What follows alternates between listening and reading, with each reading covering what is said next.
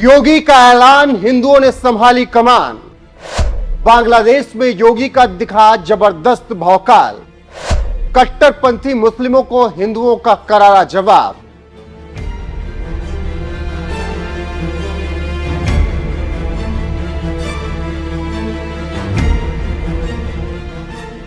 नमस्कार, मैं हूं आपके साथ रोहित और आप देख रहे हैं एनएफ न्यूज। बांग्लादेश में तख्ता पलट के बाद जिस तरह से हुड़दंगई की गई, दरिंदगी की गई, हिंदुओं को मारा गया, बहन बेटियों की इज्जत लूटी गई, मंदिर तोड़े गए, उसे देखकर हर हिंदू का खून खौल उठेगा। यही वजह है कि यूपी के सीएम योगी आदित्यनाथ को यहां तक कहना पड़ गया कि वक्त आ गया है, हिंदुओं एकजुट हो जाओ। जो बांग्लादेश में हो रहा है, जिनके साथ हो रहा है, वो सब हिंदू हैं।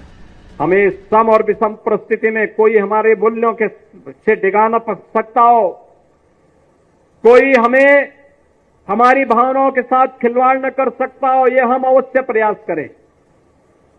क्योंकि जो नकारात्मक ताकतें हैं, जिनके मन में आपके प्रति सद्भावना नहीं, दिखावटीपन है, जो राम के अस्तित्व को नहीं मानते, जो कृष्ण के अस्तित्व को नहीं मानते, जिन लोगों के मन में भारतीयता के प्रति कोई सम्मान का भाव नहीं, जिन लोगों के मन में ये कोई भाव नहीं कि दुनिया के किसी कोने में कोई हिंदू प्रताड़ित हो रहा है तो उसके प्रति आवाज उठा सके, क्योंकि उसमें भी उन्हें लगता है कि अगर हम आवाज उठाएंगे तो कहीं यहां उनका वोट बैंक न खिसक जाए।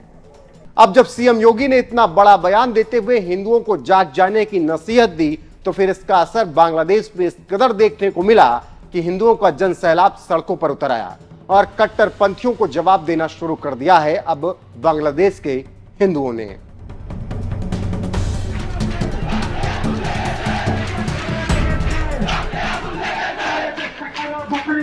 ये रैली निकाली गई है बांग्लादेश की सड़कों पर, जहां कुछ समय पहले हिंदुओं को मारा जा रहा था, कट्टरपंथी हुड़दंग मचा रहे थे। साथ ही ये रैली उन लोगों के मुंह पर करारा तमाचा है जो हिंदुओं को बांटकर राजनीति करने की कोशिश कर रहे हैं। लेकिन अब हिंदुओं को बांटने वालों को बांग्लादेश के हिंदुओं ने करारा जवाब दे दिया है। ध्यान दीजिएगा, फलस्तीन के मुद्दे पर दरियादिली दिखाने वाले कांग्रेसी ओवैसी बांग्लादेश में मारे गए हिंदुओं पर एक शब्द नहीं बोले, लेकिन यूपी के मुखिया योगी आदित्यनाथ ने कमान संभाल ली है और हिंदुओं के लिए आवाज उठाई है, जिसके बाद उनकी ललकार का असर बांग्लादेश में देखने को मिल रहा है और हिंदू समुदाय सड़क पर उतरकर अब कट्टरपंथियों को जवाब दे रहे हैं। गौरतलब है कि बांग्लादेश में आरक्षण के नाम पर प्रदर्शन शुरू किया गया, लेकिन कुछ वक्त बाद यह प्रदर्शन हिंसक हो उठा। शेख हसीना को हटाने के लिए बवाल कर दिया गया, जिसके बाद शेख हसीना ने इस्तीफा देकर देश छोड़ दिया और फिर बांग्लादेश बर्बादी के रास्ते पर निकल पड़ा। लेकिन अब हिंदुओं ने ठाना है कि बांग्लादेश में ही रहेंगे और कट्टरपंथी मुस्लिमों का दिमाग ठिकाने लगाकर फिर से शांति कायम करेंगे। सुनिए योगी आदित्यनाथ ने हिंदुओं से किस तरीके से अपील की थी, जिसका असर बांग्लादेश में देखने को मिल रहा है। और इस खबर पर आपकी राय क्या है, कमेंट में जरूर बताएं। वोट बैंक भी जिनको दुनिया के अंदर होने वाले किसी अत्याचार में वोट बैंक दिखाई देता हो, वो आपके हितैषी कैसे हो सकते हैं। याद रखना, जो बांग्लादेश में हो रहा है, जो चर्चाएं हो रही थी अभी, वहां 90% जो हिंदू बचा है वह दलित समुदाय से है। और मैं इसीलिए कहना चाहूंगा, ये जो सबके मुंह सिले हुए हैं, इसलिए सिले हुए हैं क्योंकि इनके मालूम है कि बांग्लादेश को हिंदू उनका वोटर नहीं होगा। वह हिंदू है, ये हो सकता है उसकी गलती हो, लेकिन हम उसको गलती नहीं मानते, हम उसको मानते हैं उसका सौभाग्य है कि वह हिंदू है और उसकी रक्षा करना हम सबका दायित्व है। उसकी पीड़ा के साथ खड़ा होना हमारा दायित्व है।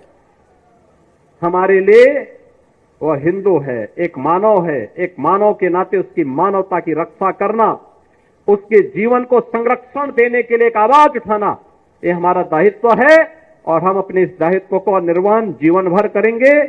ये किसी भी